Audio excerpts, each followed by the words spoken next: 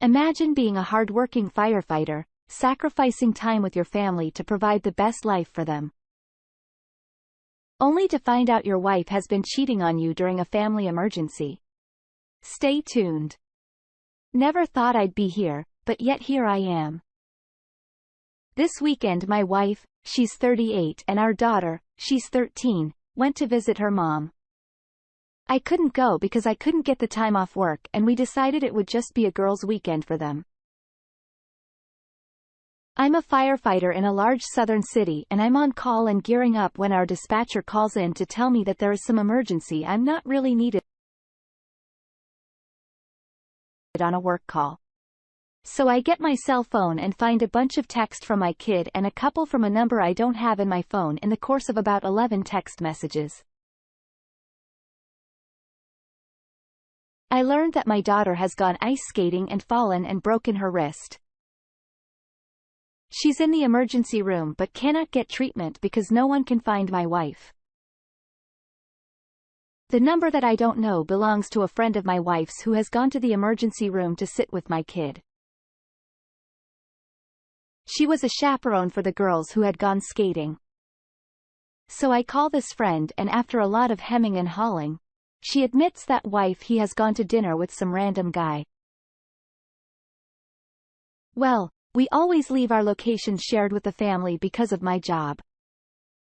And sure enough, I pull up an address and Google it, and it's a fucking hotel. This was 10 p.m. It's now almost 4 hours later and she hasn't answered my text, but she did finally call our kid. I have permission and insurance information, and she got a cast and the referral to see an orthopedist. When she gets home, the friend took our daughter back to her grandmother's and texted me. She said, "I'm sorry, you had to find out this way about a guy's name. Apparently it's been going on every time she's gone home that I haven't gone. Meanwhile, I've worked countless hours of overtime to pay off our house, take us on nice vacations, send our daughter to the most expensive private school in our city. I am a fool." Update. Spoke with the lawyer. As many of you suggested during that conversation, I realized that she doesn't really have a lot of access to money that is hers. Removed her as an authorized user of my credit cards. Put two-factor authentication on just about anything else that she might try to get her hands on. Pulled my credit report to discover that she opened a joint credit card I didn't know about since I'm on the account as well.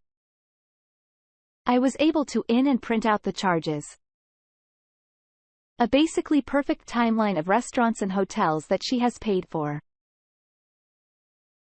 Turns out she also has a counsel on Tinder and Bumble, which showed up when I combed through the last few phone bills. Have a pal who is a deputy sheriff in these parts who is going to be here tonight when she gets home. I've gotten her a room at a nearby hotel for the week and paid for it up front.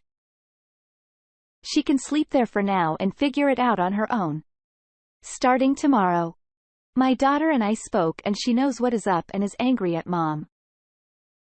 So the next steps are to find someone for her to talk to.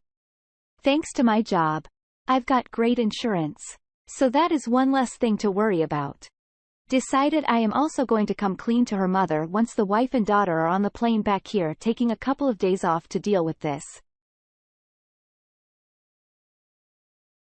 Thanks for the advice, everyone. I'll probably yank these posts down tonight or tomorrow.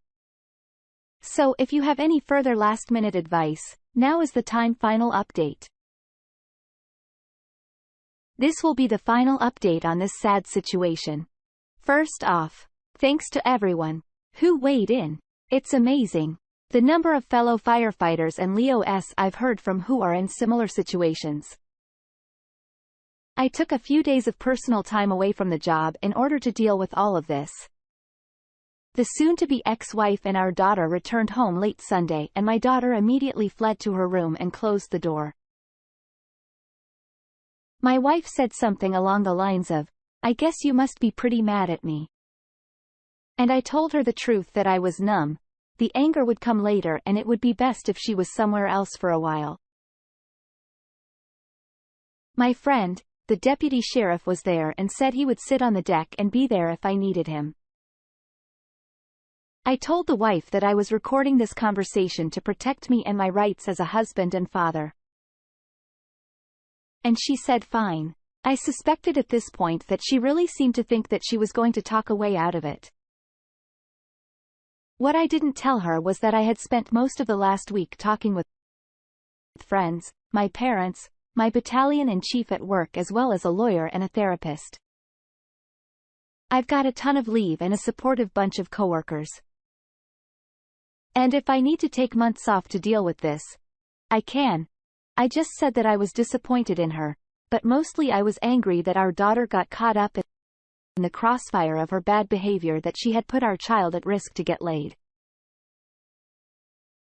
She didn't admit or deny. But then her tone changed and she almost immediately started in on saying things like, "Remember the time we trying to get me to remember good times?" After about 3 of those mentions, I told her the truth.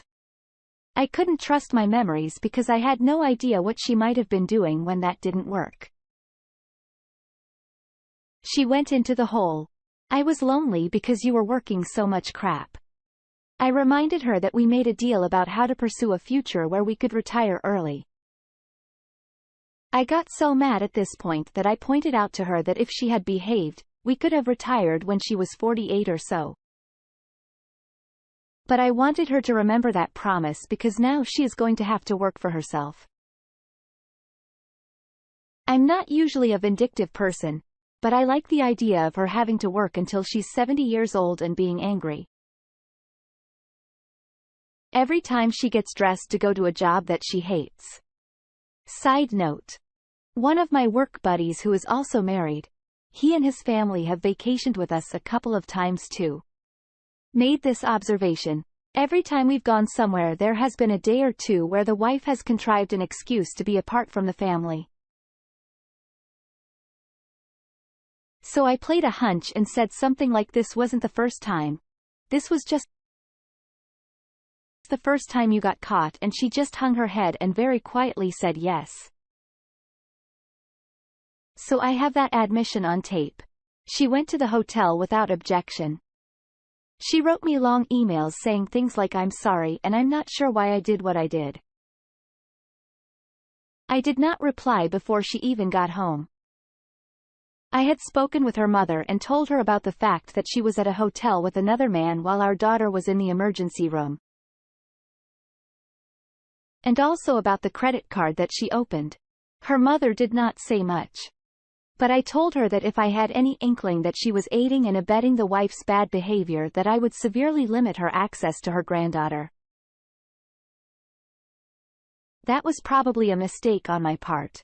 But I was just so fucking angry.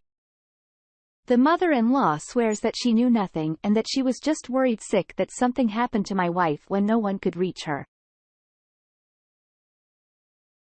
I also told the mother-in-law that I was not going to allow the wife back into the house if I could do so. And that I expected her to understand that I've never yelled or hit or cheated or done anything else other than the things I promised to do when we got engaged. That seemed to resonate with her. My wife's parents split up when she was in high school because her dad was a serial cheater. So maybe that registered with her mom. I sent a text to the friend who took my daughter to the emergency room. I told her I didn't particularly care if she replied. I said, I appreciated her being at the with my daughter, but I also said that if she had previous knowledge of where my wife was going, then she should know that she had a huge part in destroying my family and that a true friend would never encourage shitty behavior. I haven't figured out how to get in touch with her husband yet, but I suspect based on just sort of reading between the lines, she and my wife were kind of egging each other. On Thursday morning, I got a text from the wife saying that her mother had rented her a furnished apartment pretty close to our house and that she would like to come and get some personal things on Friday. When I went to work, I said that was fine. I should point out that during all of this, she only texted our daughter one time, and even in her communications with me, she never even asked about her when she told me she got the apartment. She didn't ask if our daughter could come visit. I told her that I wasn't working on Friday, but I would be out of the house for a couple of hours so she could get some things I left. But I had a process server waiting across the street. And when she pulled up in the driveway, he handed her divorce papers. They included a notice from my attorney that I intend to fight for sole custody and that she would have visitation rights. She called my voicemail and she was almost incoherent with rage. I've never heard her so angry or frankly sounding so unbalanced. Also, my lawyer had a very good suggestion that I will pass a law for anyone else in this position. I got a new cell phone. I don't carry the phone that has a number. The wife knows I've only given a few people the new number. My lawyer, my sister, my daughter, my boss, a couple of good friends from work. I take a look at the old phone once a day and see if there's anything I need to deal with. I know there's a lot of other advice out there that I did not touch on, but there is no need for a paternity test because my daughter looks exactly like me. I will get an STD panel, but I don't think that's an issue either. My lawyer did get notified that the wife has hired a lawyer, but I made it clear that I am going to stay in the house and my daughter is going to stay there with me. I may have to write her a large check, thanks to the vagaries of family law. But at this point I really don't give a damn.